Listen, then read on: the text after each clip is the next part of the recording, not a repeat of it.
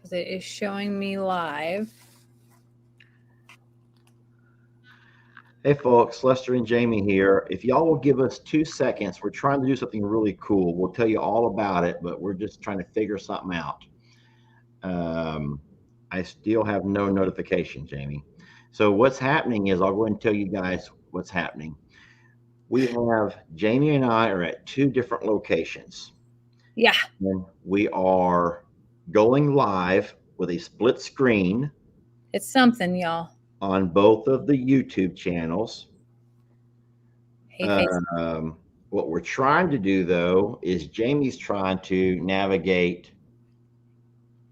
It should have given you a notification, Lester. Because it told me that you were invited. No? Facebook, give me a little time here.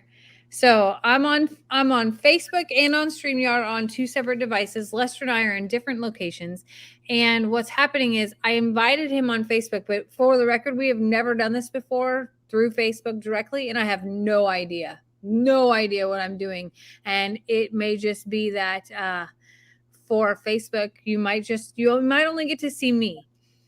So if you don't have a notification on your phone, babe, then that might just be the case. And for people who want to see both of our faces, they might want to hop over to any of the YouTube channels. That's the best, unless you can see if you have it. So where do I look for it at? On your Facebook, your own personal Facebook notifications. The little bell thing. Mm-hmm. So I don't really see anything like that. Okay. But well, as long as, I guess, if you're on Facebook, you can hear it if you want to, or I can probably hang up I'm a Survivor too. That's a option too at some point, because it's probably playing correctly on Longhorn Lester's. So here's what everybody should do is, if they want to see the split screen with both of us and see what we're doing and actually have video access, not just audio, then they should go to either your channel on YouTube, which is From Suits to Boots, or my channels plural on YouTube, which is I'm a Survivor Sanctuary or Longhorn Lester's. Or if they're the kind of person who doesn't like YouTube because they don't understand how it works, then you can go to Longhorn Lester's Facebook, which means they never have to leave. But if they can't figure any of those things out, then we should probably, all they're going to be able to do is have audio. They can't see you and I or the neat stuff that we're going to do. That's okay. And I'm sorry, Jamie and I want to sit one day side by side and play with this together. She is the technical person in the. I clicked all the buttons and it told me it was doing that, but on Lester's side, he can't see it. So for everybody on I'm a Survivor Facebook, I am going to disconnect this. You can go see it on Longhorn Lester's if you're a Facebook only person, or you can come over to any of the YouTube channels. But we're in 2 different locations tonight and wanted to update y'all on what's going on and just kind of. This is our together time, and we decided to share it all with y'all. I'm going to grab me a Dr. Pepper. And Lester's going to grab a Dr. Pepper. And I am going to say goodbye to I'm a Survivor Facebook. So it's very confusing. I'm sorry to have confused y'all, but you can go see us on Longhorn Lester Facebook, because for whatever reason, it's okay there, and any of the YouTubes. I love you, and I'll talk to you soon. Okay. I ended the I'm a Survivor Facebook, and that was enough. Oh, there it comes. There it is. No, it's not. That was a joke. I don't think no one's going to get my humor. No one ever gets my humor. So I didn't want to scare everybody, but we are having some torrential downpours today. So bad, not so bad. No, that's just a horrible word choice. While you're doing that, I'm gonna pour myself a drink, because I'm just gonna have a repeat of Timeout Tuesday here without you. Sorry. Well, that's no fair. Do we have any of those drinks over here? Yeah, go look in the cabinet. I'm kidding. I'm not going to ruin my reputation. I will not put my reputation on the line. Oh, I'm mine's not going to tanked do it. already, and I'm taking it down. I will not put my rep on the line for anything.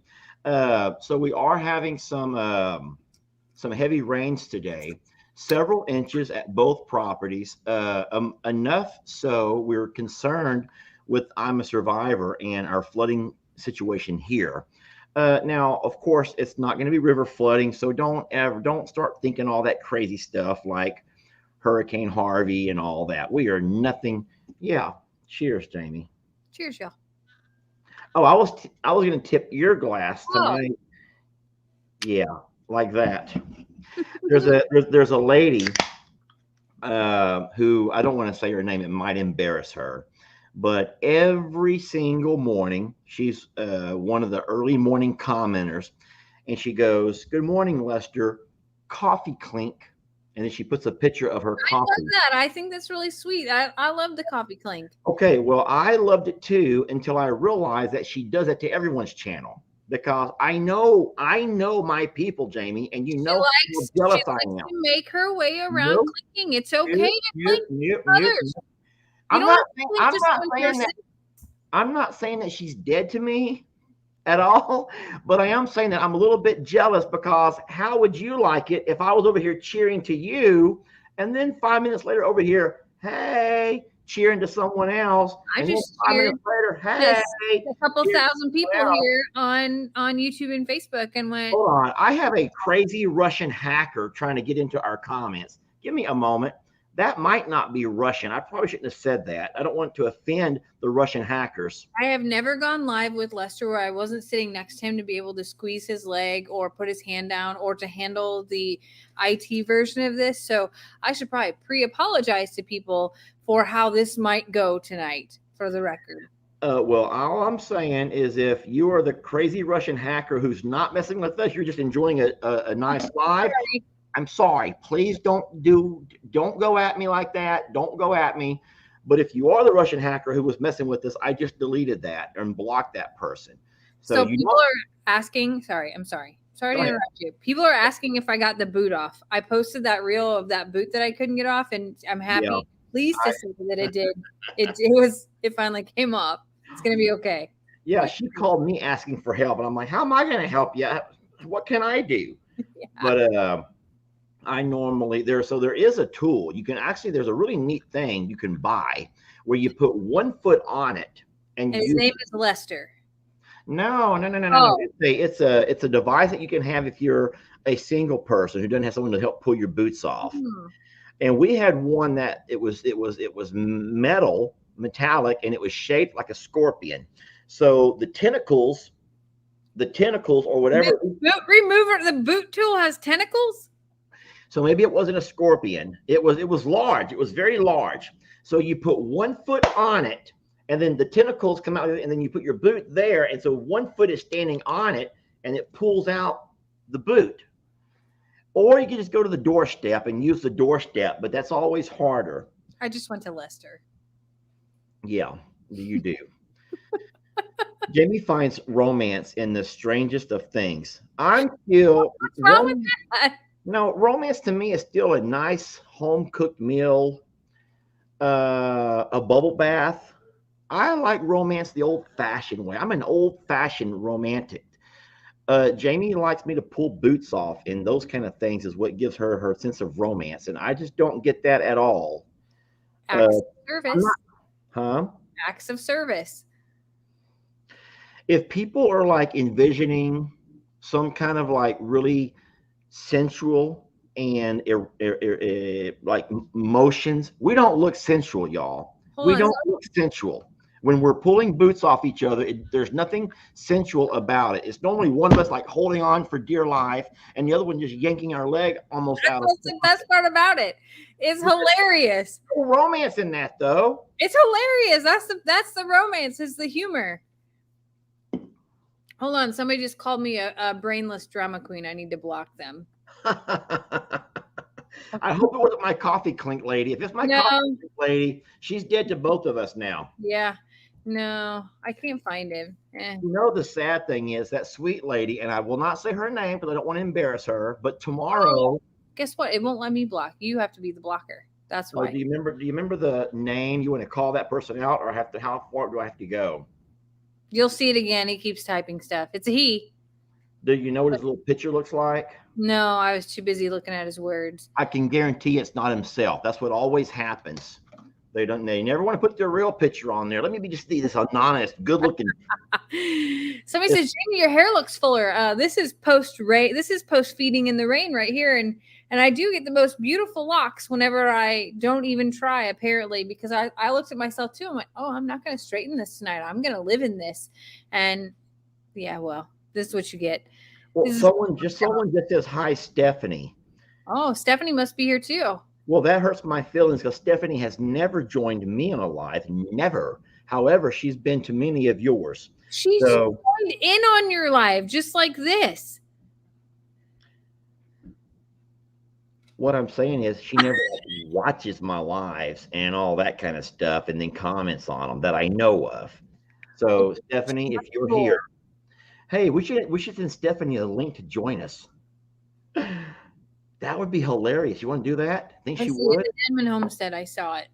Oh, she is? Yeah. Hey, maybe her and Buddy will both join us. That would be so great. Oh my gosh.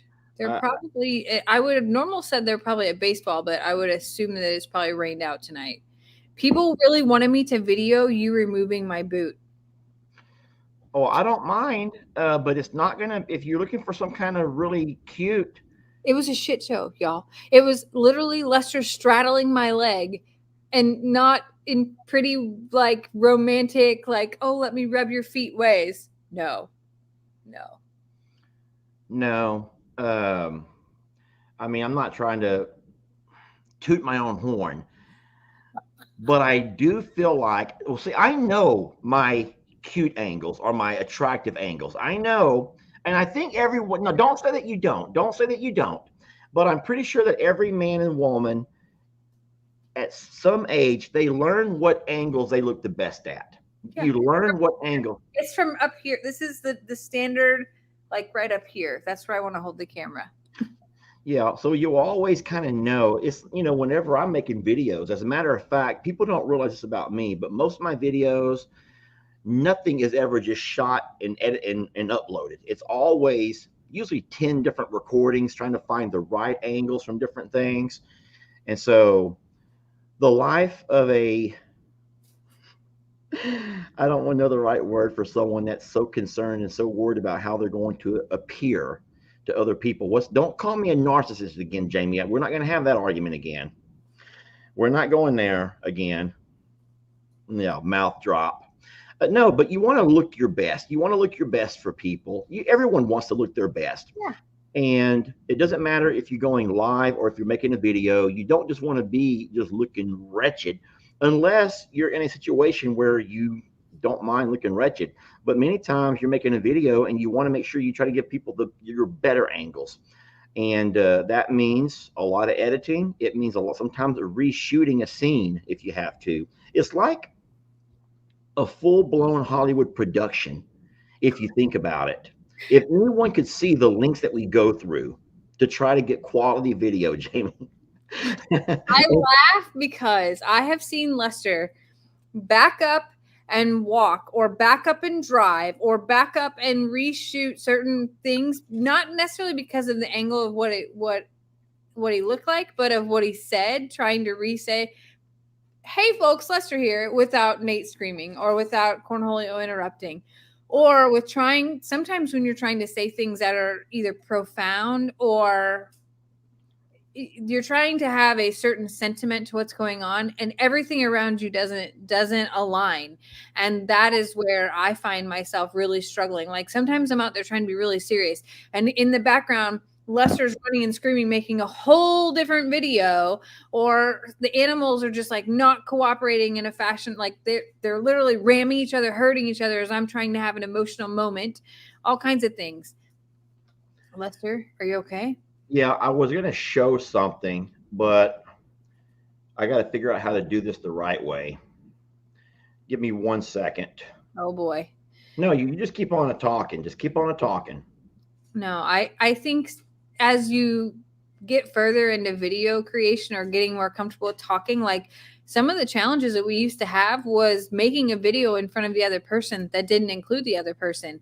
So like Lester Hey is folks, Lester here, and All right, so I was just going to give an example to illustrate your point. Can I do that real fast?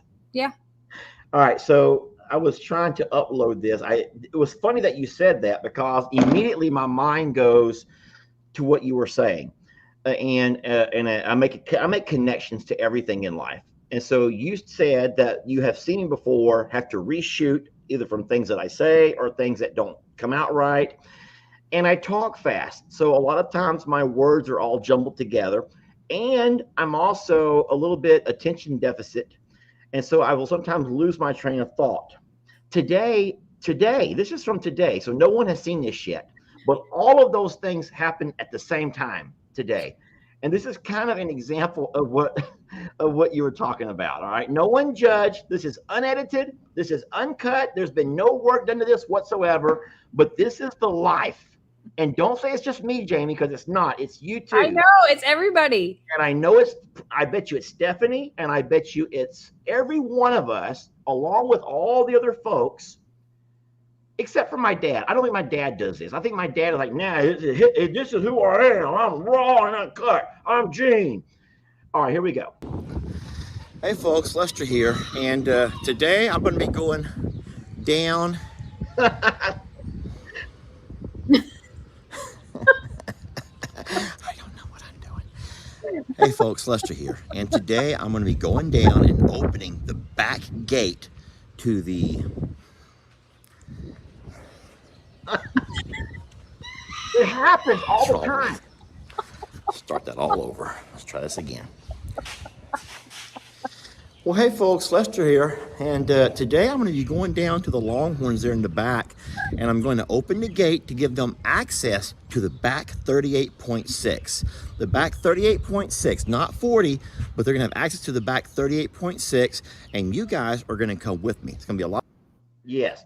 So that is an example of what happens on a very regular basis. Hold on, I'm getting a text from Stephanie. What's funny though is like in video creation, you can redo it. I find myself on Zoom or on lives where I'm like, shouldn't have said that. Wish I could take that back, or probably wouldn't have said that again as I like replay a moment. And when you get so used to video creation and things like that, that you can edit, you forget when you get on situations like this. Yeah. Oh yeah. Over here, we are really, you have to be very confident to ever click that go live button, or you just can't care, just whatever. I just don't care. Whatever falls out. Whatever. My grandma could never go on a live because my grandma has no filter. We would be banned if my grandma joined me on a live. Well, Jamie, how many times have we had my dad on live and was like looking at each other like, he can't do that, he can't say that. What are we doing? I love my dad. Everyone loves Pawpaw. He's just a really great guy.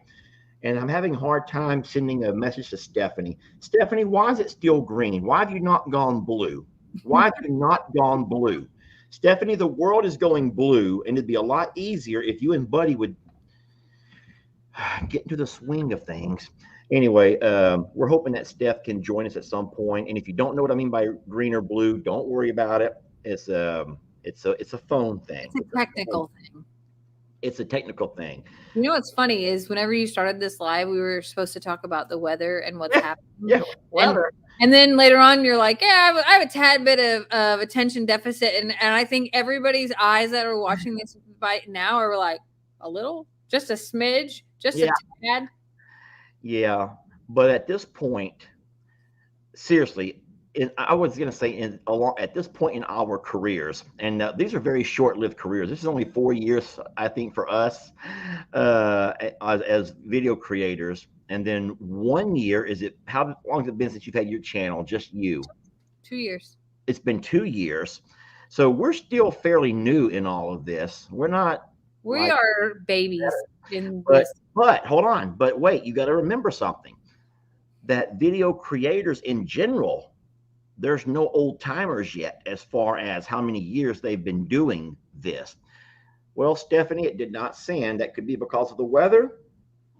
because I have my Wi-Fi on and I have two You mind bars do it of on the Messenger. 5G. Do it Say on again? Messenger. Huh? Do it on Messenger. Send it on Messenger? Yeah. Okay, Stephanie, I'm going to try to send it to you on Messenger.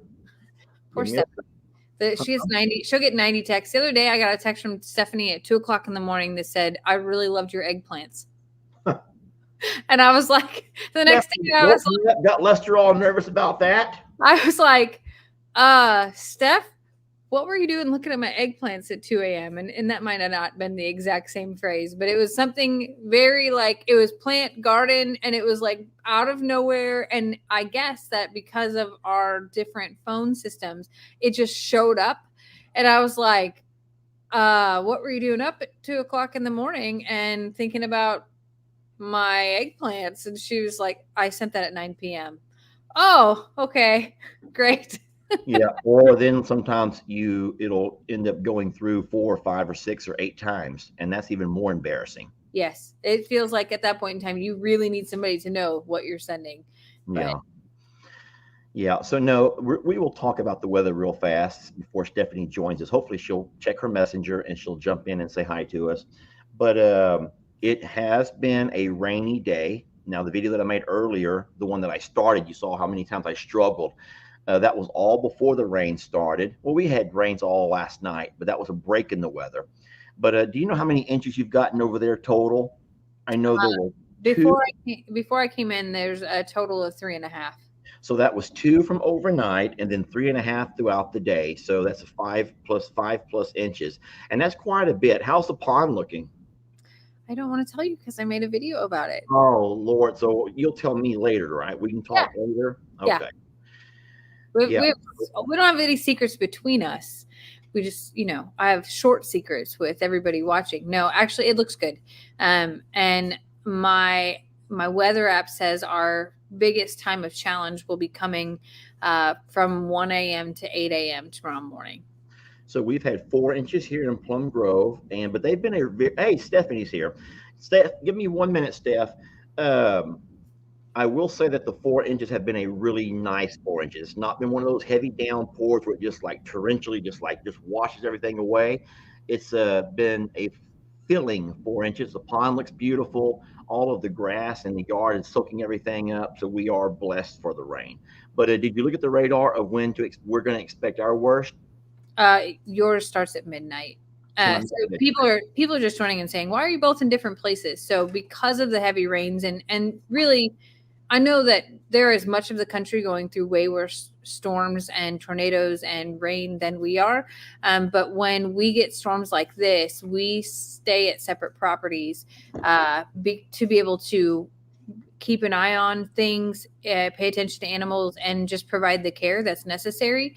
And normally, like, I had to say that this is a blessing that it happened tonight, but it is a blessing because normally Lester is with Lex on Thursday nights, and because there's no school tomorrow, Lex is actually there in Plum Grove. Yeah. So the timing of this couldn't have been better. It sounds so strange, but we got very lucky.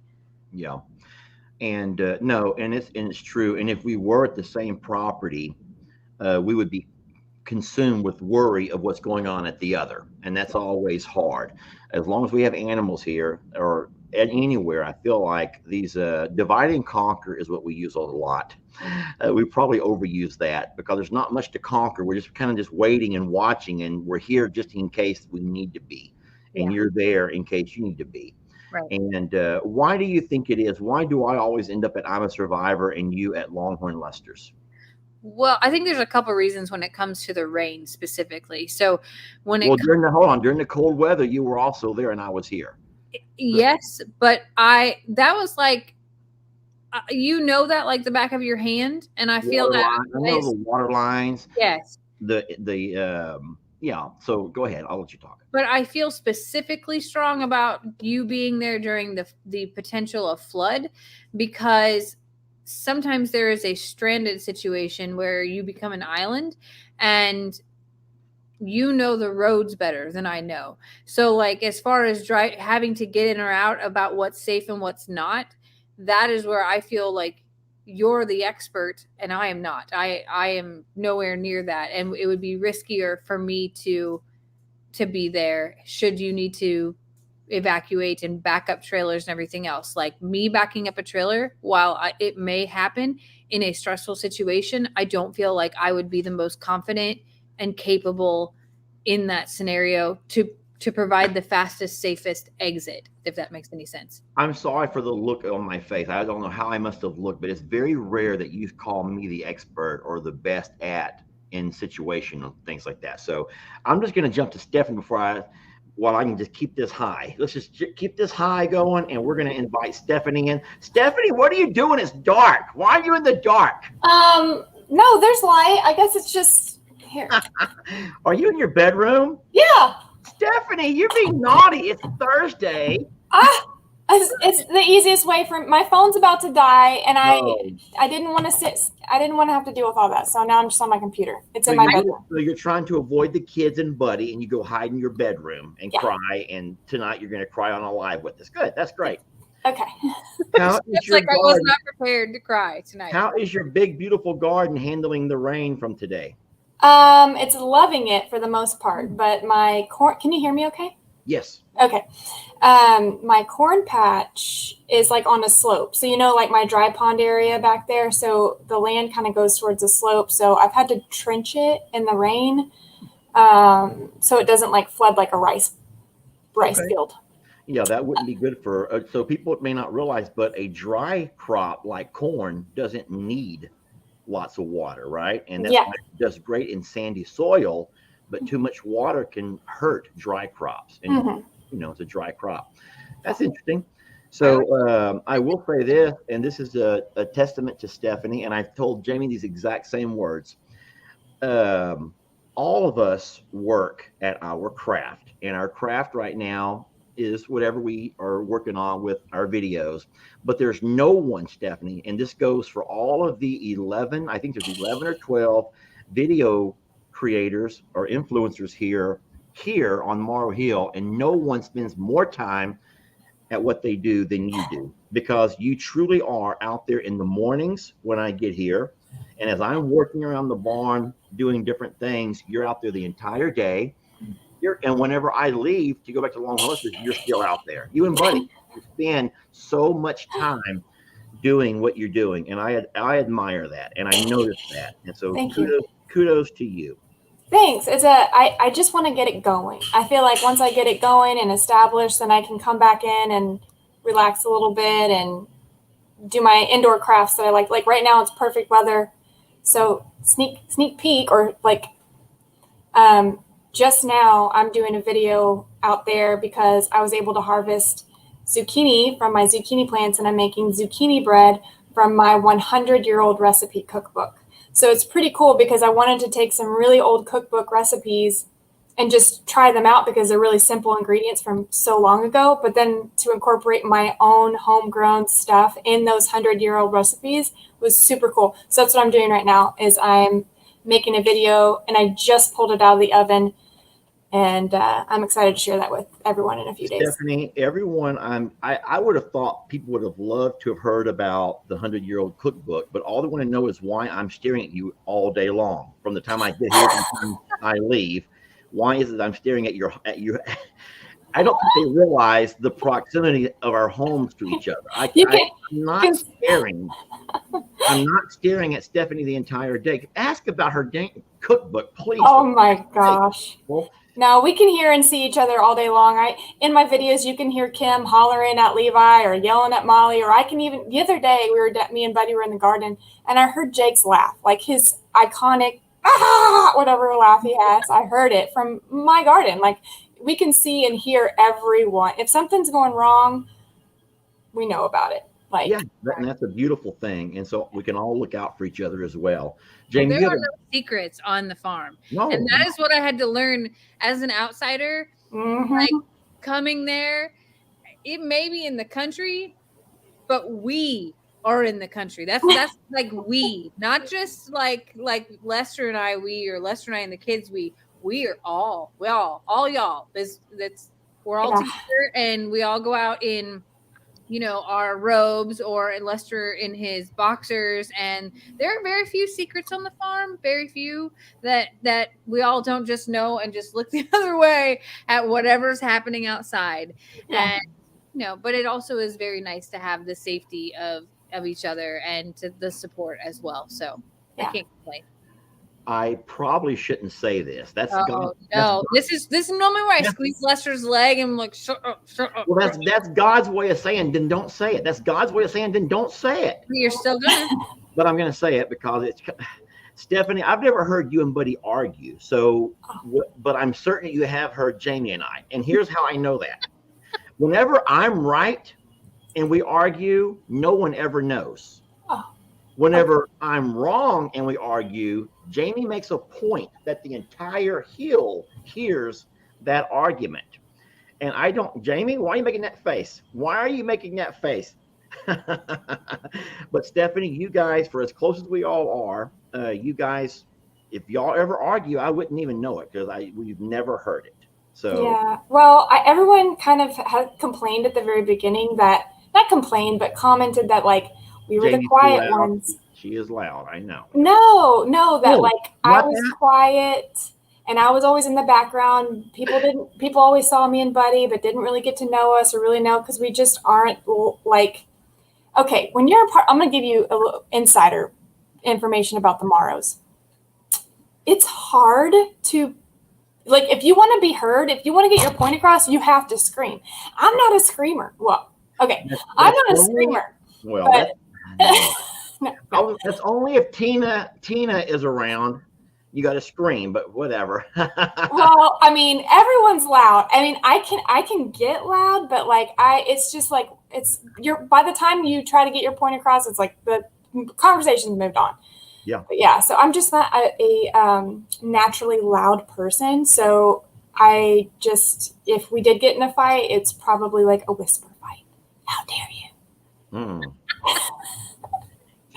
Die in your sleep. Yeah. It's His partner and I started dating, and he told me that he spoke Spanish and would, kind of show off a little bit like that. I was like, you know what? That's great. When we argue, if you can say all the things that you want to say in Spanish, I'll never be able to hold those things against you. And this is going to work out perfect. Except for now I've been around long enough that I start to know like every third word. Yeah. So that doesn't work anymore. So. Yeah. And I think when people argue in Spanish, it's kind of like, I don't know, attractive. It's a very romantic language. So it's like, you could be yelling at me in Spanish. I'd be like, oh my gosh, thank you. Never thought of it that way. But yeah. Now Lester's going to be like, blah, blah, blah. Yeah. Oh, just wait. I'm looking for something now. I'm going to find something. Oh, no. Anywho. So, Stephanie, we were talking before you come on about some of our flip-flops, our embarrassing moments, or our redos or retakes or our reshoots. You have any experiences like that? Or I really don't know. Do you ever make mistakes in your video? All the time. Daily, all the time. Do you edit them out? Are you really good at editing those things out, or do you just go with it? No, I most of the time edit them out. There are some times where like I'll leave them in, especially with Buddy, because Buddy, he thinks he might be watching this live. I don't know. Buddy thinks he's like really good at accents.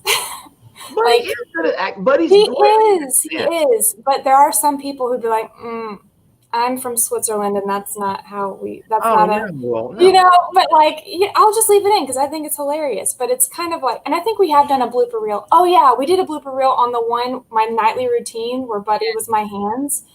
That I left the bloopers in at the end because that was pretty funny. But yeah, I edit out a lot of stuff. That's funny. So is it normally stuff that you say or stuff that you do that you have to edit out? Or do you ever find yourself like at a loss of words, tongue-tied? No, I do edit out some things I say because I really try not to cuss. I try hard to like, keep it clean and keep it family friendly. But there are times where I get like frustrated and I'll let something slip. So I'll edit that out. Or like Alora, she is not a fan of wearing clothes. So she'll like run through my videos half naked, and I'll have to edit that out. And, you know, I'm like, baby, you have to wear clothes. And Mama has her phone out. Like, we got to get clothes on. She's my little hippie girl and, like, loves to be, you know. She is so much like her mama. Oh, well, I don't really run around the house naked, but yes. Not that I would know. Not that I would know. Not that I would know. Sheesh, that's not what I meant. I meant just as far as her demeanor, her looks, her style. She does. She gets a lot of her hippie nature from me, I would say. Yeah, that's where I was going with that. Yeah. Okay. Yeah. That's awesome. All right. And so I have one last question. And it's about Buddy, and I've asked this before. How come he doesn't play the guitar for us? Oh.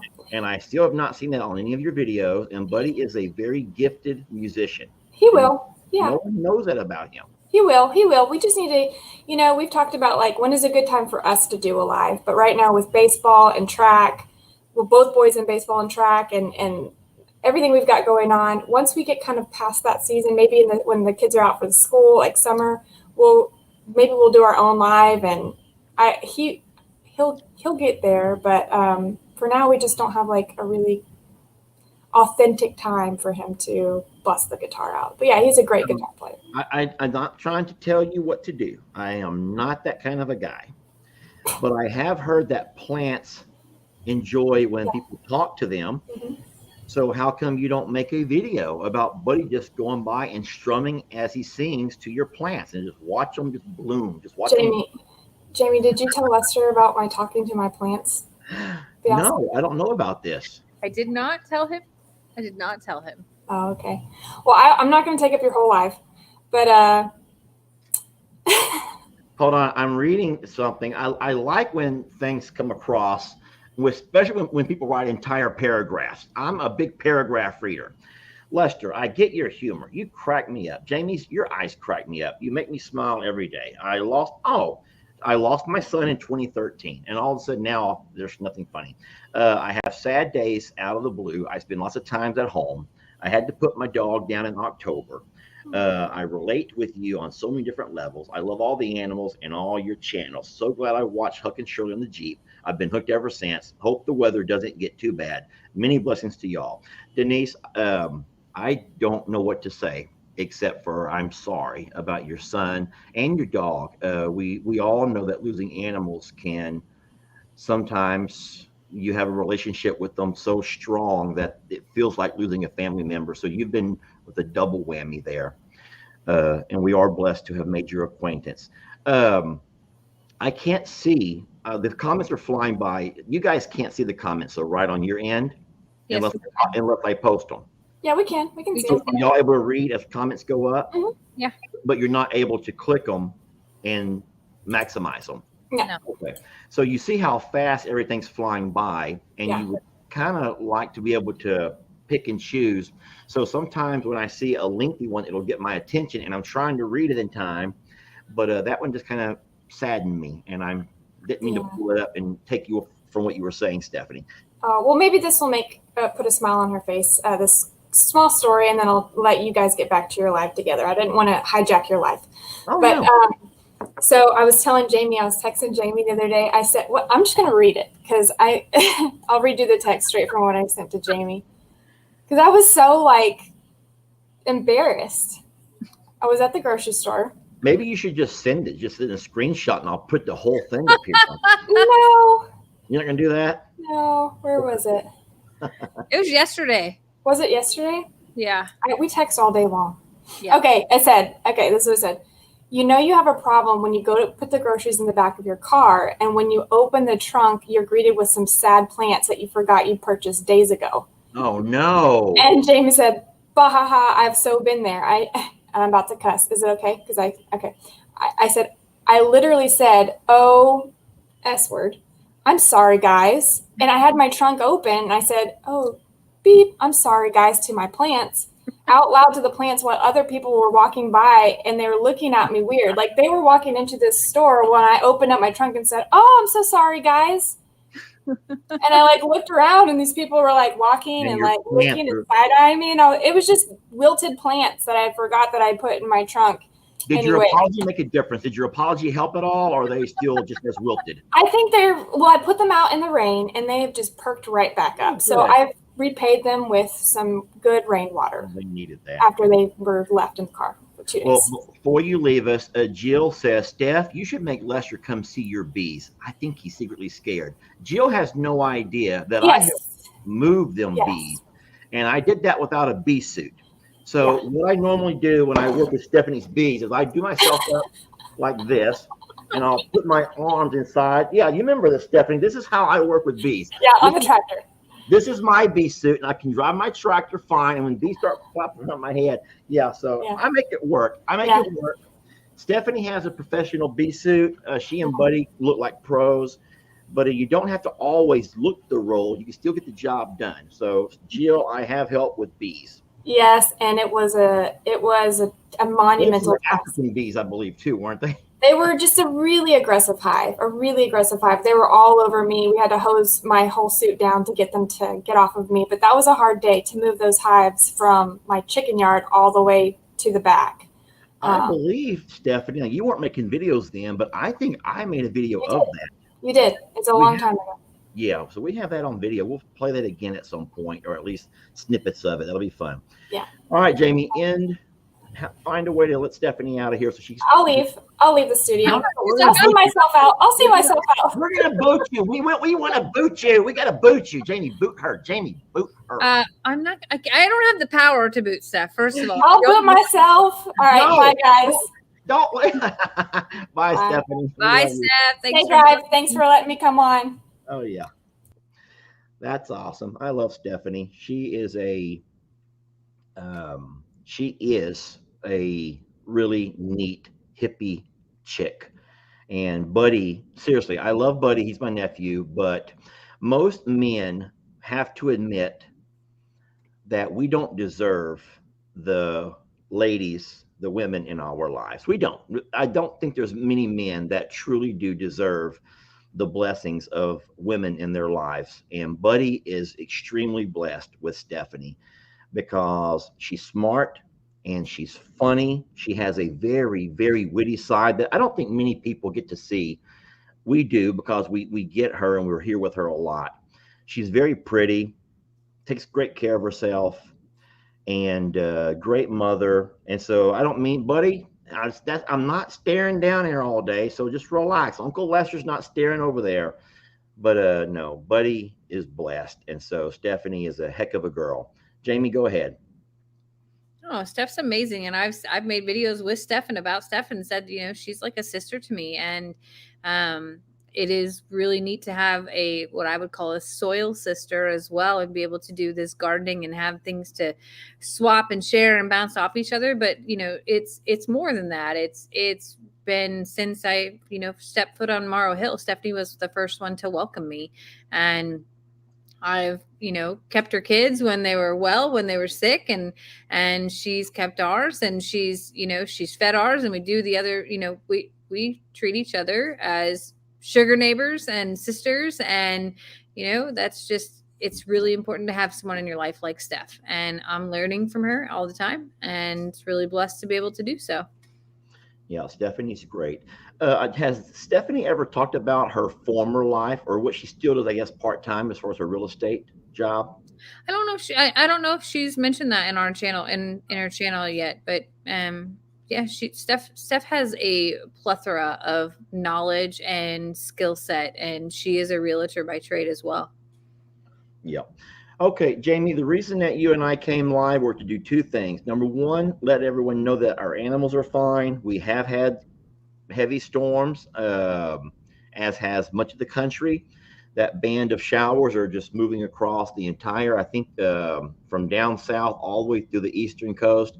But we also had a couple of things we were going to open. You picked out a few things?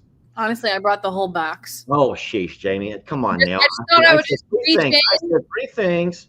Well, babe, mine's all in like a post office like box. Hold on. I have to move my whole bottle of alcohol out of the way real quick here. The empty bottle. I will show. Look. Hey, Jamie, listen, on your Timeout Tuesday, that was ridiculous, Jamie. Well, on your Timeout Tuesday, you started to tell a funny story about Cog Hill. and then you got off topic. Is there any way you can tell that story now? This is from Sharon. Sharon wants to know if you'll tell that story now. Well, I played a little trick on Stephanie this week. Actually, Lester and I both did. And Cog Hill is an incredible channel. And Jamie, can you hold on before you say it and I can show it? I'm going to say it and then you can show it. How about that while you're looking for it? Okay. So Steph experienced some of the things that Lester experienced because we share a lot of the same audience as Cog Hill. And when Steph was struggling with some of her garden things, all of her comments would say, you should contact Jason at Cog Hill. And when Lester got Carl, everybody told Lester that he should contact Mary Carl at Cog Hill. Mary Carl, like every single comment. So Steph messaged me the other day. She goes, I know who Jason at Cog Hill is and I watch his videos, but I don't know him to be able to contact him. And everybody says I should contact him. So I was like, Lester, you have to tell Jason. You have to tell Jason what's going on. So we played a little trick on Steph. And did you find it, babe? Yeah, but how do you save it? Oh, here we go. Just give me a chance to save it to my phone. And Jason has been a good, Jason and Brooke and Mary Carl have always been, they're good friends of ours. They were great sports and in everything that, we've done together. But when Lester messaged Jason this the other day, I had to laugh really hard at what he came up with to send back. And then we played a little trick on Steph and sent it forward to her. Did you get it figured out? Yep. Give me a second and I'll send it to I'm going to send it to my computer. And from there, I can send it over to we can watch it all together. How about that? Sounds great. So that's why I love this StreamYard. It really is a shame that you can't use StreamYard with our Facebook, because it's unfortunate that Facebook people can't see and get this experience. You know what I'm saying? Yes. All right. So hold on one second. Normally I do all of this beforehand. I had no idea we were going to show this. I did not know you had talked about that. Tuesday, I felt a little bit Lesterish with my all over the place discussions, but yeah, that was my funny part of Cog Hill that morning. All right. So hold on. Okay. All right. So remember, Jamie, I'm just going to recap what happened and make sure I remember exactly how it went. Jamie had said that everybody on her channel, this happens a lot in the comments on Stephanie's channel, kept saying she should talk to Jason at Cog Hill. Stephanie, talk to Jason at Cog Hill. I mean, and listen, that's very kind of everybody. That's very kind to suggest that. But as a video creator, at some point when everyone is saying the same thing, it gets to be a little bit overwhelming. And so even though there were a lot of folks who kept saying to us, contact Mary Carl about the ostrich. Contact Mary Carl. Guys, at this point, we didn't even know Mary Carl. I had no idea who Mary Carl was or Jason. So in a way, it was nice that you guys helped introduce us to the Smiths over at Cog Hill Farm. And now we've become great friends. Jason and I talk daily. We are really, really good friends. We share a lot in common. He's a great family man, a great Christian man, and he's a great farmer. But in saying that, hey, come over here, son. Ellie's here. Come sit beside your dad.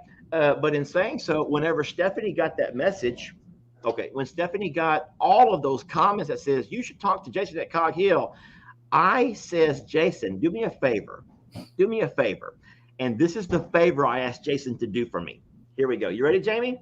I'm ready. Here we go. Hey, Stephanie, this is Jason over here at Cog Hill Farm, where your fans have let me know that you might need some gardening help from somebody that knows. From somebody that knows. That, I think, is amazing. That we'll remove that at, right? Yeah, it was just really funny to be able to put Jason up to that. And then Lester and I both sent that to Stephanie, but Lester's made it to Stephanie first. And she replied to me and she goes, please tell me this is a joke, because I just want to go crawl in a hole right now, because if that's really the case, that people are telling me, I'm telling him I'm such a horrible gardener, that's how he knows me now. I'm like, no, we did that. That was us. So that was us just messing with you. And then Stephanie didn't know that we had such close relations with Jason. Yeah. So that was really awesome. And yes, Ellie has joined me. Ellie's come by to visit. It's been a fun day with me and Ellie. We've had a long talk, lots of stuff going on in our lives. Ellie, how's your life going? It's going good. Everything going I'm okay? really exhausted though today. Why so? Oh boy, if you talk about football, if you start talking about football, I swear to God, Ellie, I'm going to knock you off that chair. Go ahead. Why are you so exhausted? You just don't get enough sleep. Sometimes you get busy, and so just get some good rest the next night and get it fixed right back up. I got you. Well, I did see that you posted the video about Dixie. Jamie, I'm not trying to get you emotional or anything, and I know you haven't seen it yet, but Ellie did post his Dixie video. Great video. I love the way that you did that. It was a really nice chit chat that Ellie and I had long before Jamie announced Dixie and the things that are going on with her. And it seemed like people were confused about the timing of that.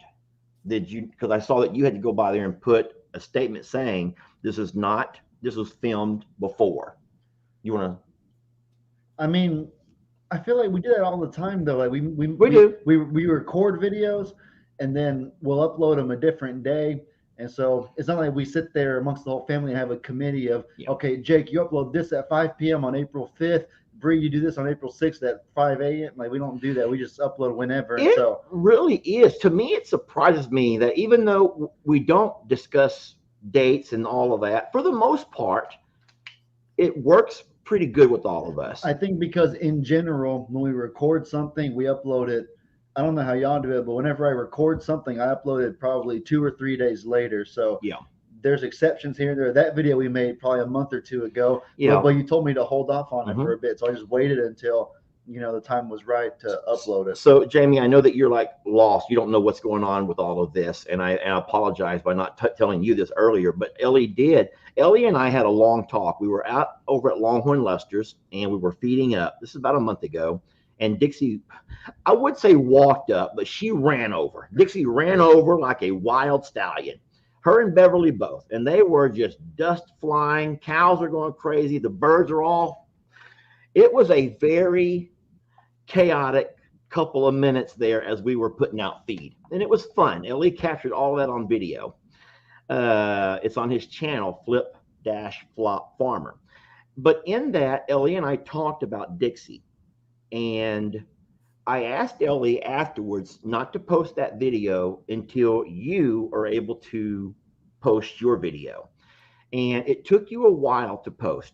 And understandably so. I get it. It was hard to find the words, I guess, to talk about something so emotional. And so Ellie was kind enough to put it off until people had time to see your video, process your video, and then Ellie posted his yesterday. The problem is, though, in his post, it still showed some of the cows over there who have since been moved over here. And a lot of people were confused on the timing of everything. And how did this, and that happens sometimes. Yeah. But it was a beautiful video. Jamie, let's talk about that for a minute, if you don't mind. I feel like I'm interviewing you. And this is not for me or for Ellie, but this is for everyone who's watching.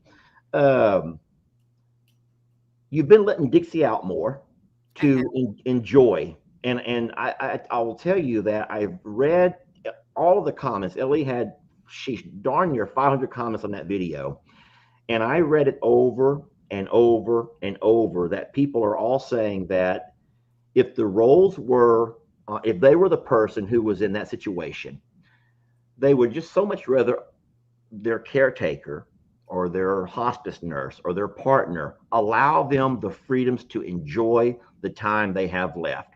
Yeah. One lady put an anecdotal little story. Actually, it was a true story. She actually is a hospice nurse. And she said that the lady that she was caring for didn't have much time left. She was a diabetic and had to do I forgot the dialysis. Is that a dialysis?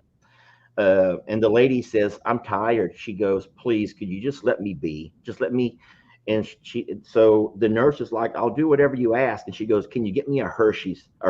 She wanted a Hershey's bar. Yeah. So they got her a Hershey's bar. And it says that the lady she passed within the week.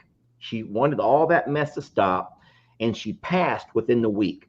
But it said that she was the happiest that she had seen her in years during that last week of her life.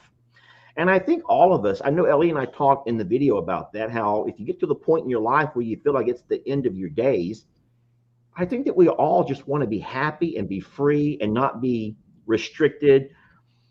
And then Ellie talked about, and you can jump in anytime you're ready, Jamie, but Ellie talked about how in the pasture that we try to keep her in with hay and water, she's still got enough sense to see what's happening around her, but she can't be a part of it all the time. And I don't know if that's harder on her here than just being let out to be a part of all the stuff going on. And I know you have to battle with that every single day of how much can she handle. Yeah. And we've created a balance. To be honest with you, we have a routine going right now that I think has been very successful for her, and successful for us to find a middle ground on health, but also a good space for her mentally. So every other day she's being let out now for an hour or two. There's not enough grass growing, or there wasn't before this rain, to cause harm to her physically. So letting her out has given her the mental space to go be near the other horses, but not in the same pasture. And all of my horse people, my horse experts like Courtney, Ashley, Rick, Dr. Cochran, all agree that her being even within eyesight like that and feeling like she's doing the same thing that they are is probably some of the healthiest moments of her life right now. And there are sad moments where she forgets how to make her way back, but for the most part, she's doing very well with this routine, and it's every other day. And the other day I tested her because I knew we were going to get these 4 to 5 days of horrific rain. And I didn't make a video about this or anything, but I knew that she wasn't going to be able to get out during that time. So I opened the gate 2 days in a row. And I believe it or not, that second day where it wasn't a day to go out, the gate was open the whole day and she never left. And I thought that was such a profound time and moment for her she had the freedom to go do, but she also knew that physically that day of rest is important for her. So she chose to rest. And fortunately yesterday, the rain didn't start till last night. So she was still able to get her normal. Wednesday was her normal day to be out for an hour or so. And, today was an in day because of not just weather, but also for her. But we're finding a balance, and I'm sort of taking cues from Dixie. If she needs more or she needs less, I'm just being very attentive, which is part of the reason that a lot of my time is right here at Longhorn Lester's. And also, people should know that even an end day, you've adjusted her end days to include the goat yard as well. Yeah. So she's not just confined to her. So her particular pasture is 50 yards by 50 yards. Now, when I say 50, those are my big steps. No one took a measuring tape out there or a rolly wheel and measured. That's Morrow measurement. When I measured the pastures, I took 50 big steps. I put a stake or a flag in this end, and I took 50 big steps and I put one over there.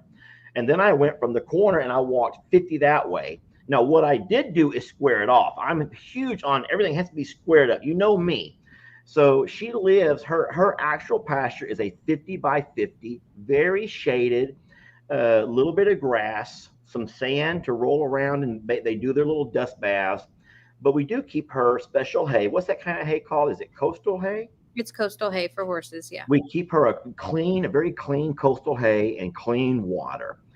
And but when we built those when we cross-sectioned our pastures, we left gates that divide them all. And so Jamie will open the gate that allows her to go into the other pasture now, which is an additional 50 big steps by 50 big steps. But to her, it's closer to her friends. Uh-huh. So she has mentally still, she's like, oh, I'm going to go see my friends. Even if they're not in the same pasture or not right across the driveway, there's a little bit of space in there. But to her, it's still this is where I go today. It's a mental stimulation as well. And even the goats are used to her.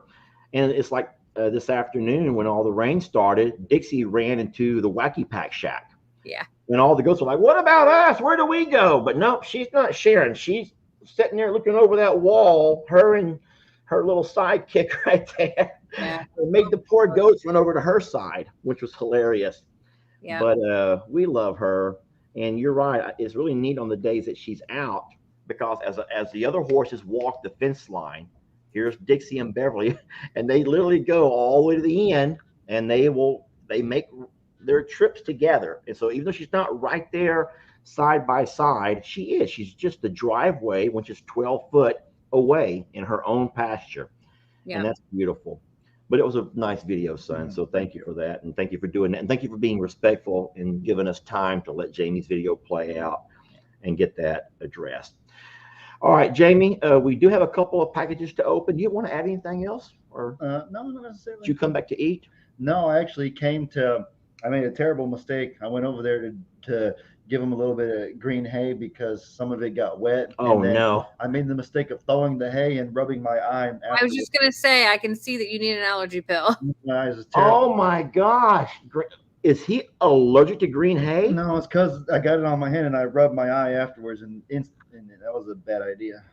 So talk about that, Ellie. That's kind of an interesting point, the green hay. What did you do with it and why? Honestly, I don't see eye to eye with you completely on it, though. I'll be honest. It's okay. You know what? Me and my dad don't see eye to eye on stuff. I'll tell you what you said was that it's good to do the green hay on rainy days as opposed to the grain, because the grain will get mushy. Okay, let's pause right there for a second. From the rainwater. So I've always thought that when we feed our grains, that's great. You feed your grains, but when it's a rainy day, you don't feed grains because grains will get mushy. And when they get soggy, our animals won't eat them. I don't know if it's the texture or the taste changes, but animals won't eat soggy grains. So on rainy days, we always have plenty of alfalfa or Timothy grass, which is a green hay, to feed. And so you don't agree with that part? I didn't say, it's not that I disagreed with. I thought it was a good idea. I'm loving this. I'm trying to elaborate, get this out of you. No, I'll explain it also. Like you said, grain is mushy. I equate it to mushy French fries. Nobody would ever want to eat that. Gross, no, right? I wouldn't. And so the green hay is a little bit better for rainy days, but it's best to still put it under some sort of shelter. Why make it wet if it doesn't have to be?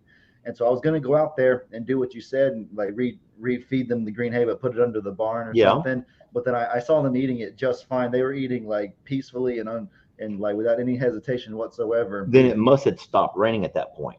Well, yeah, it had stopped raining. And so I was kind of torn because like, okay, my dad wanted me to do this. I don't want to not do it. But at the same time, they're eating just fine. Yeah. So what happens is, and Jamie, I'm not trying to keep you. I know we're going to open gifts. If you got time, Jamie, you got time, or you're in a hurry? I'm here. Again, I can hear it coming down now. Oh, so I can hear it too at your place, not here. Goats don't like the water. Goats do not want to be out in the water. And so what I told Ellie is on rainy days, when we feed the green hay, you can still put the green hay out for the cows, the horses, donkeys, whatever, out in the weather, because they'll eat out in the weather. And hay, doesn't matter if it's wet or dry, they'll eat it.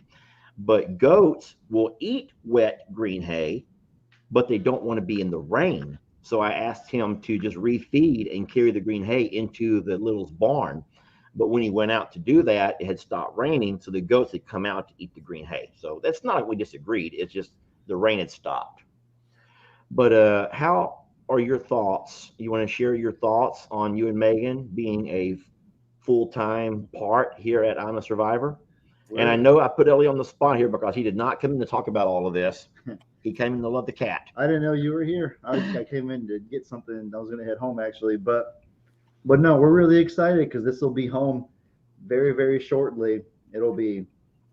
I can't see a thing wrong with it. Usually when you make a big decision, there's some pros and there's some cons, but this is one of those decisions where there's not really any cons whatsoever.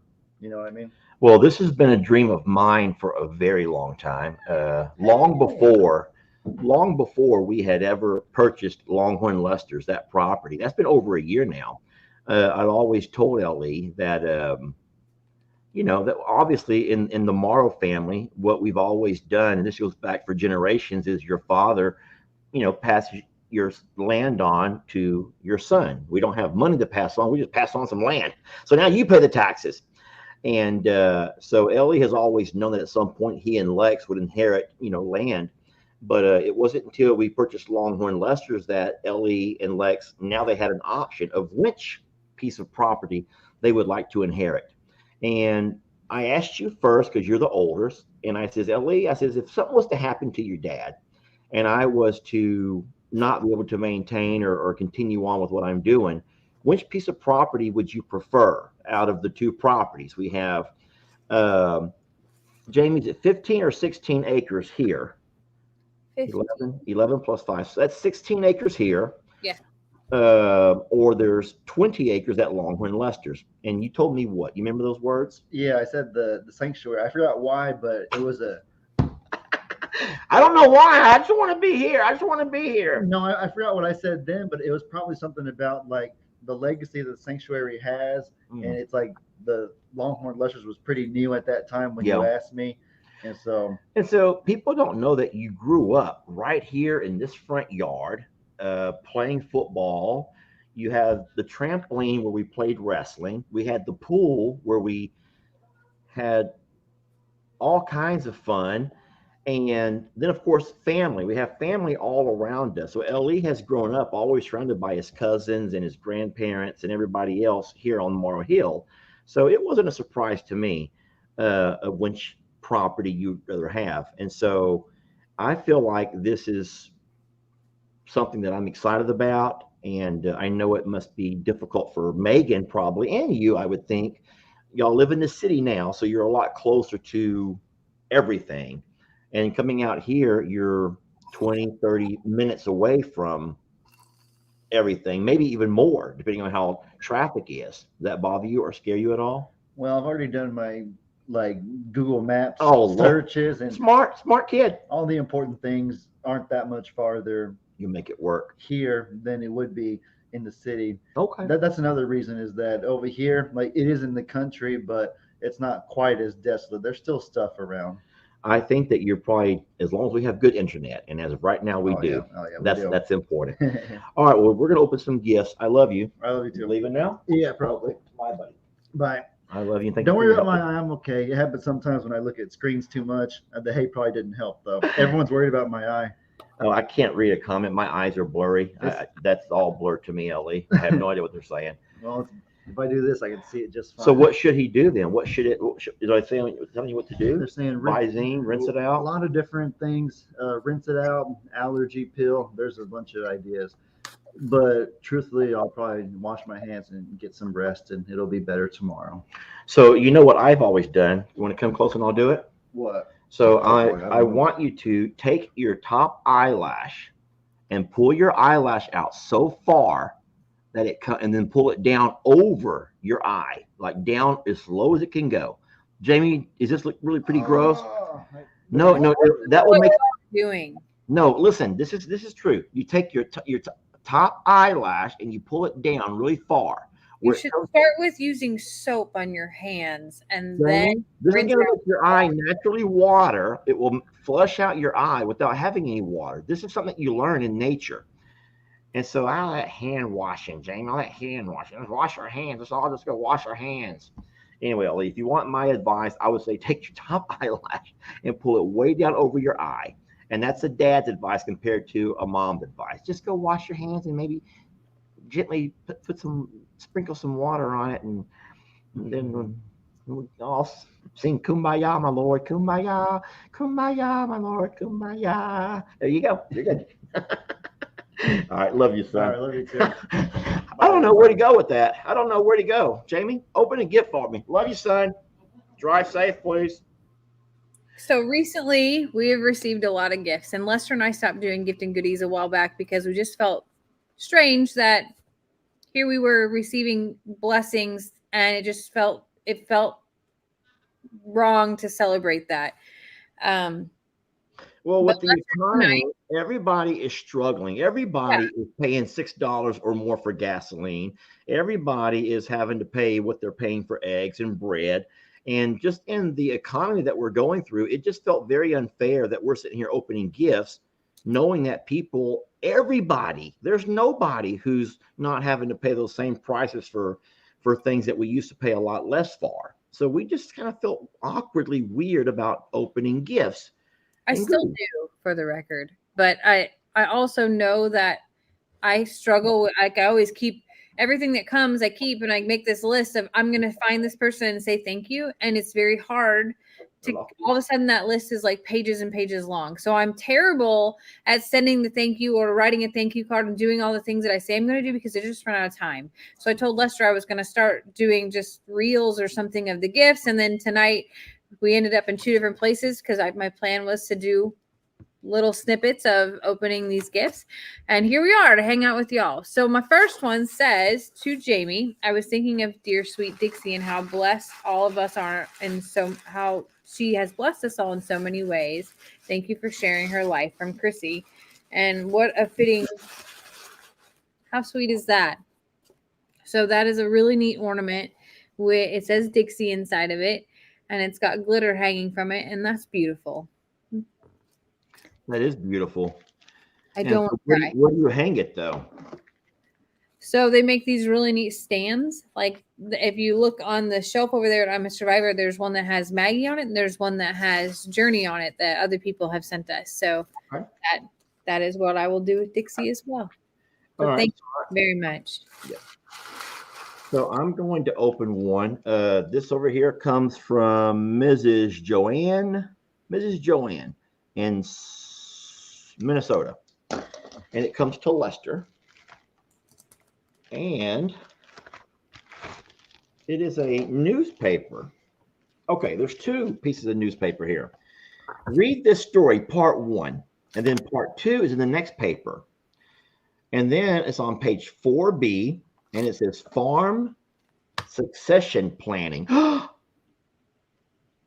crazy is that?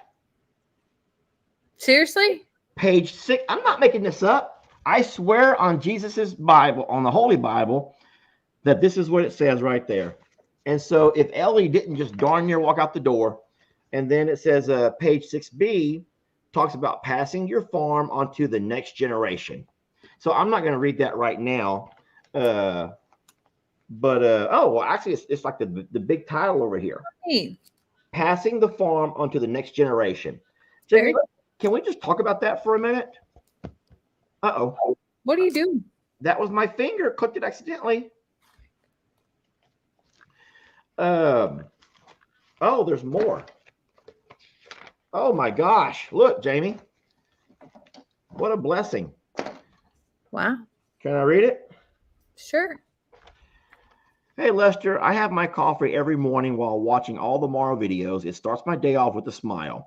I live in a rural area that is building up, but we still have a local newspaper we get once a week.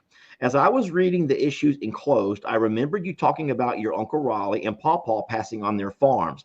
I thought you may be interested in these articles and know it is something many families struggle with. I have been real interested in the history of your property. I live near the upper Mississippi River and have heard stories of the history of the area. There was a ferry crossing near my land long ago. My dad talked about cutting ice blocks from the river and delivering the ice storage buildings to a nearby town. Too many stories to tell. Oh, I have so many stories to tell you now. I love that you 2 are feeding and rescuing dogs. I volunteer at the local Humane Society. I love Hank, Trudy, Christmas, and Ringo. Oh, and Trixie. Keep doing your thing. You have a great personality. Tell Jamie hi. Yours truly, Joanne. And then they call her Rocky. Wow. Very thoughtful. That is. Man, I can see better with glasses on. Too bad they look so dorky on me. They don't look dorky. You look handsome with them. So actually, that wasn't about the Ellie part at all. It was more about my Uncle Raleigh and my dad. And so there's not a lot to say about that, in the fact that both of my Uncle Raleigh and my dad come from a different generation. and where they hold on to everything. And there's nothing wrong with that. I am not criticizing, and it's not my place to be going and asking for stuff. But both Dad and Uncle Raleigh have always held on to everything. They don't let anything go. Anything. I've made a joke that I can go by and ask Dad for a 2x4 out in the barn, and he'll say no because he needs it for something. And that same 2x4 has probably been there for 10 years before I asked for it, and it's probably still there 10 years later. But no, that generation comes from a really tough era, and where folks just hold on to stuff for just in case scenarios, I think. And so Uncle Raleigh passed away, last year, and had never given off or deeded off anything to his children. It all ended up in probate court, which was just a mess.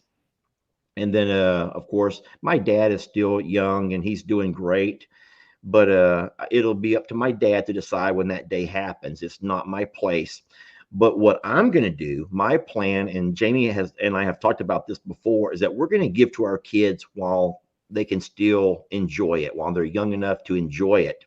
And so I am more than happy to know that I'm a Survivor will go to Ellie. And even though he's only 23, and when I say only, that's still very young, guys. That's 23 is still young.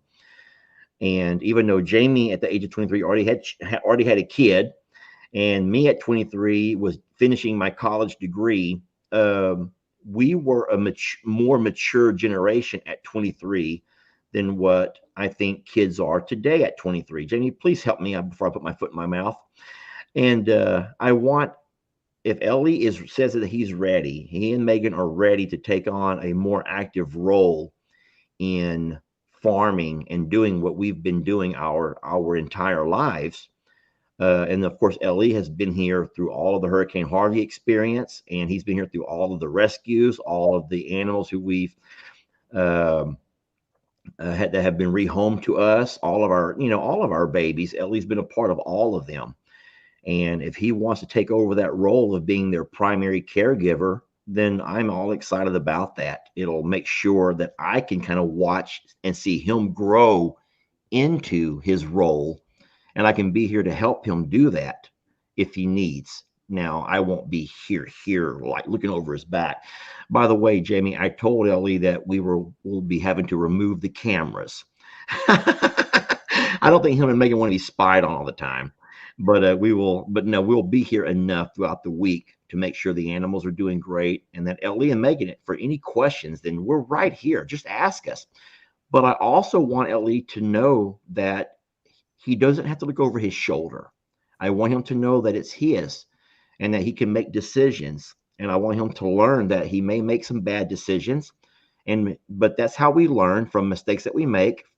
That's how we learn. No one is going to know. Jamie and I, we didn't know. We still don't know. Still don't know. If I can copy from our friend Rick, sometimes we don't know what we don't know. And right now, Ellie and Megan, they may not know what they don't know, but they'll learn. And I'm so blessed that you and I will be right here to help them when they need our help. And they're okay with us offering advice, but we're not going to demand that they take it. It's similar to passing Moo, Santoro, and Annabelle over to Jake. Jake worked for us for a year, so Jake is very familiar with the way that we do things. But he's also lived here his entire life, and he's familiar with the way that my dad does things. And so it's not for us to tell Jake what to do or how to do or any of that kind of stuff with his animals, because they're his now. Well, I would argue and say that that's the same with your dad and you. So you were raised here and watched your dad do things certain ways, and you made decisions about how you were going to do things. And while I may not have grown up on a farm, there are things that my parents did or do that I chose not to do, or vice versa.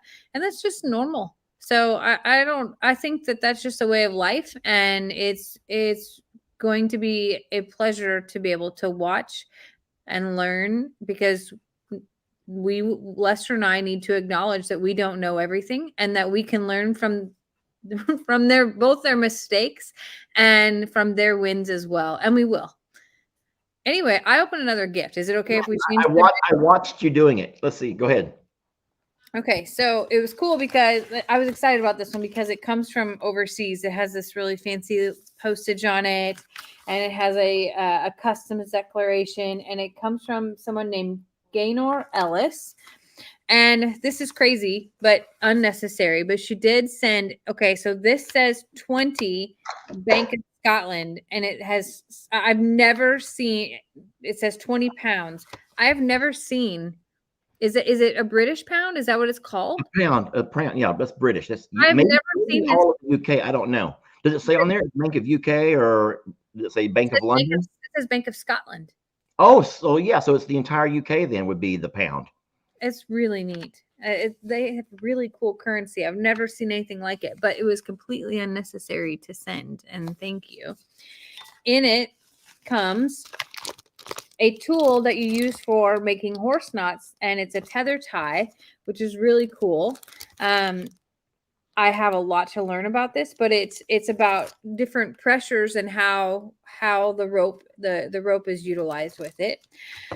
And it came with a card, and it says, "Dear Lester, Jamie, and all the family and wonderful babies, thank you for providing wonderful videos and joy and entertainment through all of through all of your antics." She says, "I really love catching up on all that's going on and following the family's pages. I don't have lots of pennies, but want to be able to share what I want with one of my favorite sites, which is you." Oh.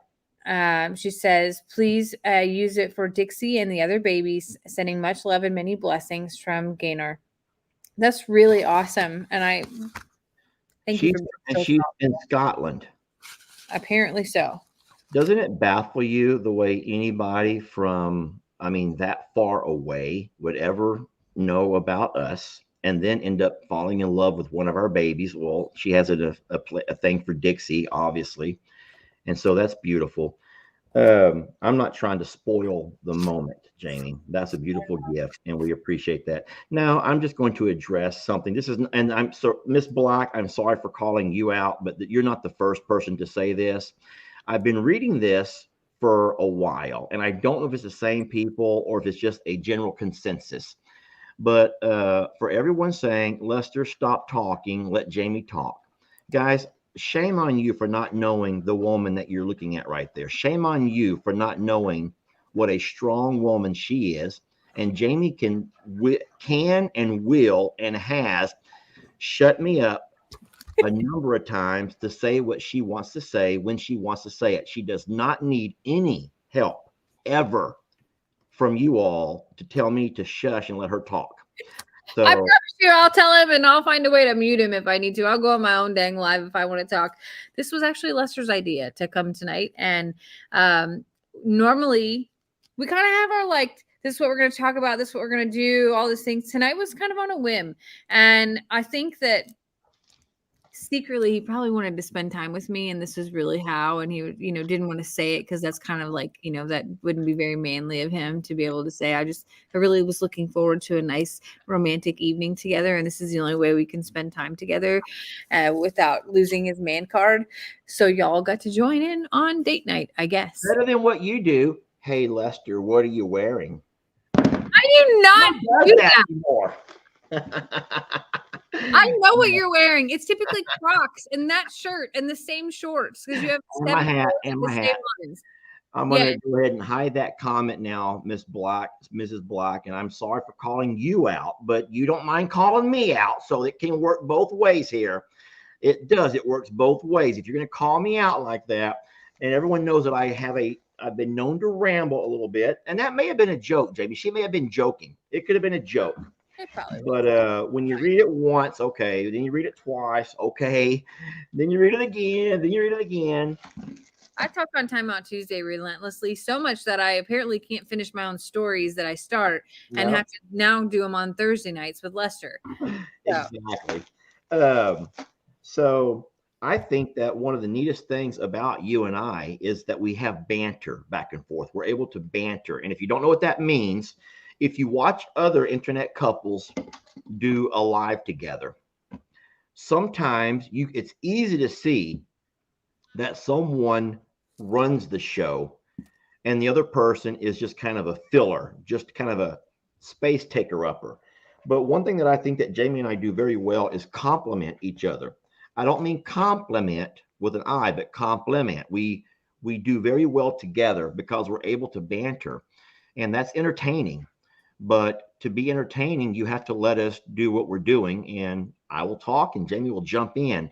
And I'm so sorry, I'm going to call you out again, but if y'all don't notice, Jamie does more talking with her facial expressions than any words could ever do. I'm sorry if that offends you, but Jamie talks more with her facial expressions, her pretty facial, her gorgeous little facial expressions, her lips, her eyes, sometimes a little sideways looking thing that girls do.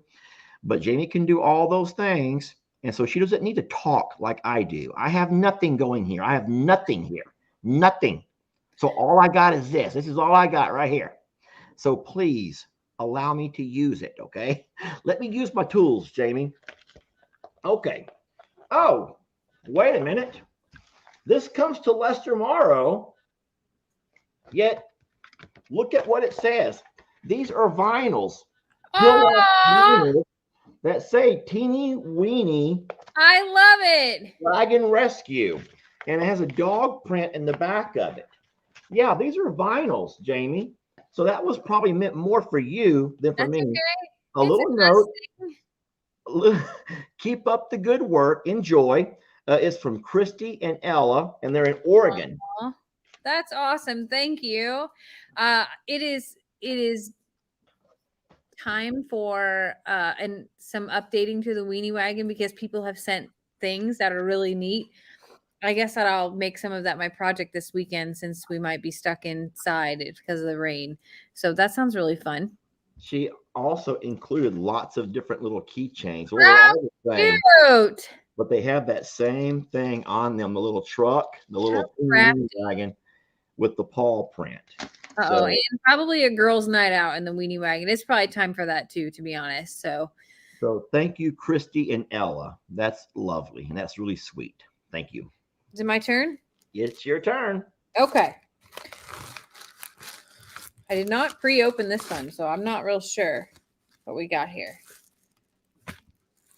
Okay, so this comes from someone named Louise, and she put in her card, and it says that she is a professional nanny. While this is addressed to Jamie, I don't know that I need a professional nanny, but Lester kind of needs one sometimes. Hold on, can I pick her out? Is it okay if I choose the nanny? No. That's a typical guy answer. It says, okay, so I got a San Francisco postcard. It says, "Good morning, Jamie. Enjoy the bottle opener." So I'm trying to open the package right now. I noticed that you didn't have one, but you really should. It's true, I didn't have one. If you remember, Lester, I made you run out to go get me one. Yes, I do remember. Dollar General. Oh. Okay, so this says USA 1896 on it. Let's see here. You should put this in your emergency kit in your RV in case you ever need it. Oh. And she said, "I'm sitting here drinking my first cup of coffee and deciding what I should do today. Dig in my garden or do my errands. And you have inspired me to dig in my garden. Love, Louise." So that's really sweet. I have been watching a lot of people in the comments that say, "Jamie, I've never grown anything in my life, but you inspired me to get one pot and start one plant." And I think that that's amazing because for me, I could have 3 years ago, if I walked by something that Lester was trying to grow, it would die. And for whatever reason, last year, starting the garden at Longhorn Lester's with my mom has literally allowed me to just take on this new passion that I didn't even think that I would have. And Lester, take that down. Take it down. I'm gonna take her out of my life is what I'm gonna do. Then take the comment down. We're not talking negative tonight. We're talking positive. Thank you. So anyway, I'm madly in love with gardening, and Lester made a video today announcing something really big that is happening here at Longhorn Lester's that I didn't ever dream would be real for me. And now it's all I can think about. And I have to give credit to Lester because I wouldn't say I was dropping hints about it, but I've been hemming and hawing around the thought of a greenhouse. and he picked up on it. And I wasn't intentionally dropping hints like, boy, I wish I could have that. I wish I could have that. I didn't know if it really was for me or not, or if it's something that I'm, is going to be terrible at this year. And last year was just a fluke. But as I've gotten further into it, I am madly in love with gardening, and I don't know that will ever change, because the more that I try and fail or succeed, the more I want to keep going. So I'm ecstatic and excited. And if you want to know the plans for that, you have to go see the video on Longhorn Lesters and the steps that have been taken already, because it's happening and I want to do backflips about it. It is happening. Is it my turn? It's your turn. All right. So this over here comes to Lester Morrow. It comes from a warehouse. So I don't really know exactly what to. Oh, wow, Jamie. Now I do know what this is, and I have used one before. The problem is I always misplace mine. So this is a fence post leveler. So what you do is of the dang tool cart is probably where it's at. Well, now I'm going to take off the little thing here and show you how this works. This is a really neat thing to use. So if you're building a fence, and this lady must know I build a lot of fences. I build a lot of fences. And that's kind of something that I'm pretty good at. And I'm not trying to brag, because no one likes someone to brag on themselves.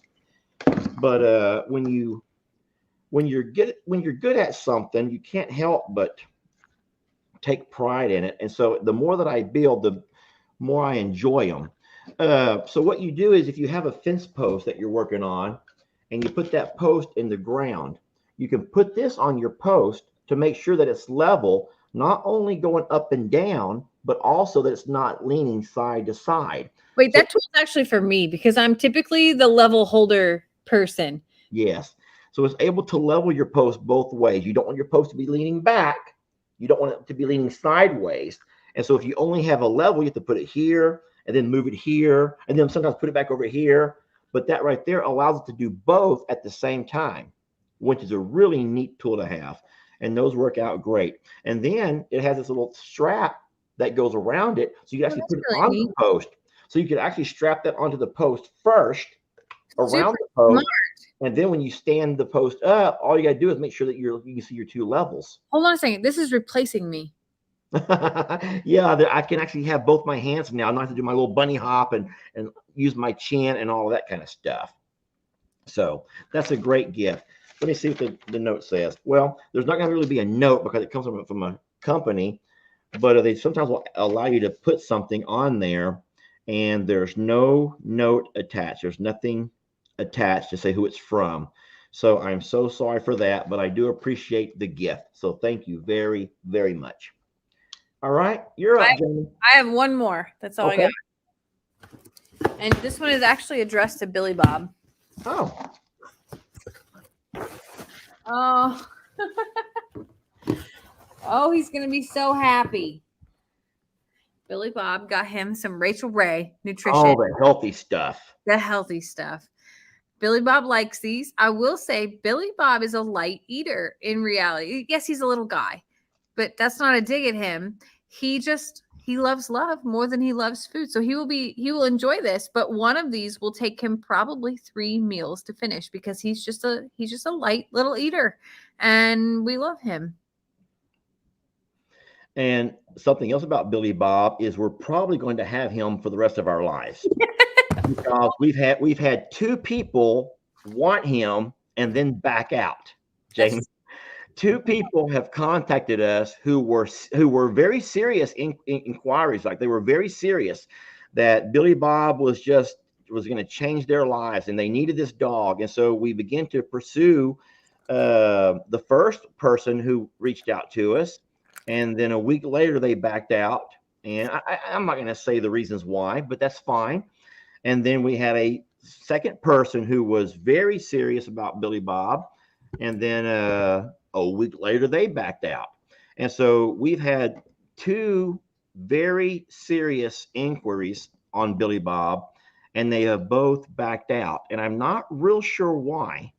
I think that there's a lot to be said for someone acknowledging that it's not the right fit. And whether it's their own life circumstance or they've had something changed from the time we started talking till that moment, I think that that's really noble to do. And it's okay. So there's a couple of things I was going to address. Are you still going on, Billy? I just want to see. Yeah, I just want to read the thing. It says, "Welcome home, sweet boy," from Cindy and Randy Tucker. So they also sent 2 toys, and I will tell you, this little tag right here will be the money maker of the reason that this toy becomes his favorite. He likes to take things by the little pieces and tuck them into his bed. He's a little bit of a bed hoarder, so he takes things and he puts them in the corner of his bed. So this is really sweet. Thank you. So someone, I'll pop it up in just a second. And then I'm going to address DS. DS says, Pawpaw needs some fence repair help, but he might not admit it. He's afraid to let his goats out, afraid they will eat your feed room. So DS, Pawpaw does not need fence repair help. There is nothing wrong with Pawpaw's fences. Jamie, am I right or wrong about that? Yeah, Pawpaw has good fences. My dad has great fences. My dad allows his goats out. Now, if my dad has told you he needs fence repair, he's just saying that because he doesn't want you to know that he has this. He's Pawpaw. And I love my dad, but part of my dad's daily routine has always been to allow his goats to graze in free range. They do come home at night and he closes them in where they're nice and safe. But by day, he opens the gate and they all go out. And it was fine until they discovered the feed room. And now that they know about the feed room, they're little, crack addicts. And they just don't, that's all that they think about and love. So. Yeah, so I've noticed that a lot. People are always saying you all should get together and help Pawpaw. Guys, my dad does not need help. As a matter of fact, me and Fidel, when Fidel was here, we redid all of my dad's fencing. And so my dad has no fencing problems. There's 5,000 folks watching this, 5,230 out of all the channels. So y'all remember and y'all let everyone know when they start saying, y'all should get together and help Pawpaw. So Pawpaw's fences have all been repaired. My dad has no bad fences. If an animal is out, it's because my dad let them out and did not keep track of where they were going. And so that's going to answer that question and put that to rest, hopefully. But over here is the one that I was getting to. I think Billy Bob belongs with you. He fits right in. He even goes to the pastures with you. But Corin, I think I may have said your name wrong. Whenever I'm guess a name, I'm always going to be wrong. That's just how it goes with me. Corin, you don't know that Billy Bob does go to the pastures, but that's not always a good thing, Jamie. Why not? Because Billy Bob has no sense of self. Billy Bob's only sense is that he wants to be right by me, and he doesn't realize that there's a big donkey that would like to figure out what the heck he is, because he's small, and the donkeys have no concept of what he is. And poor Billy Bob Beverly will sniff him. And I don't think that Beverly has like this mean streak in her all the time. She's a little bit of devil in her every once in a while. Mm-hmm. But Beverly wants to play. And Billy Bob has not reached the play moment yet. Billy Bob is still in like very much the neediness piece of it. And keep in mind, we've had Stella for 6 weeks now? It's been a while. And Stella has just reached where she's comfortable with a little bit of playtime. So Billy Bob is not, tomorrow is 2 weeks for Billy Bob. And he's still very much in the just like finding who he is here. So he doesn't know that Beverly wants to play. He just looks over his shoulder like, what is it? What is it? It makes him panic even more and start to squeal. And then that makes Beverly believe that she has done something really fun. And it's just a bad situation and he's going to get hurt. So whenever I go to the pasture, he either comes in and we close him in, or I make Lester, or last week Lex, hold him while I go do my chores really quick, because Billy Bob doesn't have that sense yet. And then there's something that we discovered about Billy Bob this week that we had no idea about. We have a kennel and we had got it out just so Jamie could put Billy Bob inside of it while she goes, and when she has to work, when she doesn't want him to get hurt. And that was just something that we did just for that one day, but we left the kennel sitting on the porch opened. And now, for some unknown reason, Billy Bob spends a lot of his free time sitting in that kennel. and he goes inside and he sits there and he just looks out and he's able to look around. The door wide open. We don't close the door. And that makes me wonder if at some point in his little lifespan, if at some point he had an owner that had a kennel and he spent time in a kennel. Because I don't think that many dogs would actually want to go into an enclosed space unless they feel comfortable and safe inside there.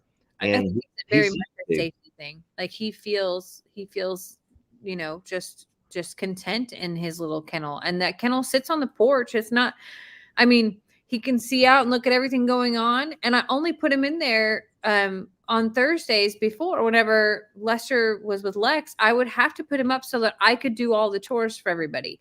And it was just the safest way. And the first day he cried, which was heartbreaking and awful, but I hurried up and came back and loved him. And then it's sat here since then with the door wide open, and he loves to go in it, and he just hangs out there. And sometimes I'm like, where's Billy Bob? And all of a sudden here he comes out. And then the neatest thing that happened the next thing that happened this week is somebody sent him a poncho, and it is the cutest little thing. Like, it's kind of like, do you know what a thunder jacket is, Lester? Have you ever heard of a thunder jacket for dogs? No. It's like compression, and the compression makes them feel safe instead of just it kind of same way that the kennel has or whatever. Billy Bob will not let me take that off of him. Oh. Billy Bob has been sporting that poncho now for security blanket the whole week, and he loves it. And now poor Lester and I have been calling him Poncho the whole dang time because I've changed his name to Poncho. It fits him anyway. Yeah, it's true. It's very true. Yeah, no. So Billy Bob is still available. I'm going to say this, and this is going to come out wrong, but Stella has chosen me. She needs me, and Christmas has chosen Jamie, and there's no way we could ever move them along. But Billy Bob really just wants anybody who will pick him up and hold him. He doesn't care if it's Lex. As a matter of fact, last weekend he slept in the RV with Lex the entire weekend, and he was completely content. And so during the week, if I'm there and Jamie's not, he's in my lap, and I just can't always walk around holding a dog in my arms. And if Jamie's there and I'm not, he's with her. If we're both there, then he's back and forth. And he just wants to be in someone's arms all the darn time. Sure. And so he's a great little guy, and he's perfectly fine here too. But if there was someone that said, you know what, I would love to give Billy Bob a home, I would love to have him as my companion, he would love that. And he is slowly starting to become more of a dog, because at first it was not that way. At first he had they were the dogs and he was Billy Bob, and he wanted nothing to do with them. He is starting to get more comfortable with the routine here. His anxiety's gone down, all of those things. But, you know, Billy Bob is teaching Lester and I things too through this rescue process. They all have taught us different things. And I'm sure that's how it's going to continue as well. Billy Bob does great with little kids. Billy Bob does great, you know, with other dogs, with cats, with that type of thing. But what Billy Bob wants is a lap. That is what Billy Bob wants. Yeah. So every animal wants or needs something, and Billy Bob just wants a lap, and that's all he needs. The comments have all shifted, Jamie, and I'm so sorry to bring this up again, but they're all going back to fencing. And guys, I'm going to tell you this again, and you're hearing it straight from this guy's mouth. You can quote me on this. If there's any fencing to be done on Morrow Hill, it will be me and my fences, Jake and his fencing, or Uncle Dan with his fencing. All of my dad's fences are fine. And I will say again that me and Fidel went by and redid every fence, and nothing has happened to the fences. So y'all let that go. Let that go, and don't make that become the focus of tonight's channel comments. There's too many neat things going on to y'all to be arguing and fighting over fencing. If there's fencing that needs to be fixed, the whole family will pitch in to do it. That's the thing. Hell, we will. I fix my fences and no one helps me, Jamie. The whole family will pitch in. We're all going to do it together. Okay, you help me, Jamie. You help me. I'm like, hold on a minute. I definitely have helped, relentlessly helped. Otherwise, I wouldn't know what I was doing. You know what I mean by that. Stop acting like this whole family going to all come together and have a big work day. No, they don't do that. Everyone, but We'd all fencing, pile in the weenie wagon. Maybe the girls will. Maybe the girls will maybe pile in girls the weenie will. wagon and we'll go fix fence. All I was trying to say is there's no broken down fences. If there's a fence that might not be as good of a fence because bulls will push through, that's not a fencing issue. That's because bulls are going to be bulls. And not everybody can have a DMZ the way Lester has. All right. Well, hold So, on. So fencing is fencing on a farm. The one thing I will say, one thing that I have learned is that fencing on a farm is a never ending battle. yeah. It is as relentless as your lawn grows. It will habitually find there are ways that somehow things start to stretch or to pull or to do things that it's not. It is ongoing and it will always be ongoing. And it is a never-ending job. So it's going to be fine. It's going to be fine. It's going to be fine. I have a letter to read, but can I show? Can you give me a second to find a funny video? Pretty soon, we're going to have to let people go. We've been talking for almost 2 hours. Nobody wants to go. Jimmy, remember a while ago we were at 5,200? Guess what? Now we're at 5,366. So if the people are still watching, let's just let them watch. Y'all just keep on watching. Stella's DNA is not back yet. People keep asking about that. It's not back yet. What's that, Jamie? Stella's DNA. Oh, yeah, I want to see that too. I really want to see that. I'm going to send this. This is something that I want to laugh about with y'all. Oh. Please allow me to laugh at with you all. We're going to all laugh together, Jamie. We're going to all laugh together, okay? So hold on a second. I got to pull it up. I did not plan. All this is just kind of all like working out, okay? I did not plan this. This is hilarious. Okay, here we go. Using just the sound. Hold on. Don't let me push it. Okay. Just watch, Jamie. It seems very strange to us Westerners that we think that a simple sound or a phoneme would have the ability to affect a person in that way. What's even stranger is the idea that using the sound and projecting energy can actually knock somebody out. Samantha is going to try for her first time to actually knock me out using just the sound and the energy projection.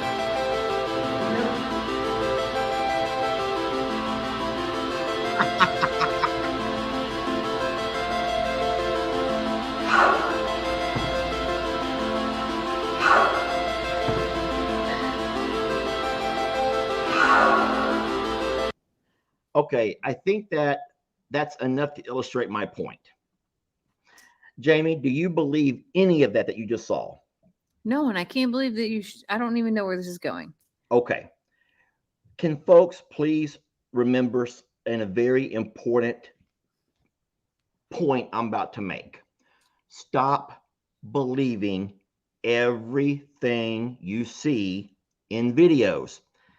We already know you can't believe what you see on TV. We know you can't believe what you see on the news. We know that you don't believe. So why should it be any different with people who create videos? If everyone's going to fight and argue over what they think, what is what, because that's what's happening over here is a lot of arguing and fighting. I want to remind you that right there was put on in front of a live audience, and it was the most ridiculous thing I've ever seen. I knew from the moment that they got it was fake, but all I want to know is, how does that crap show up on your feed? Because my feed doesn't look anything like that at all.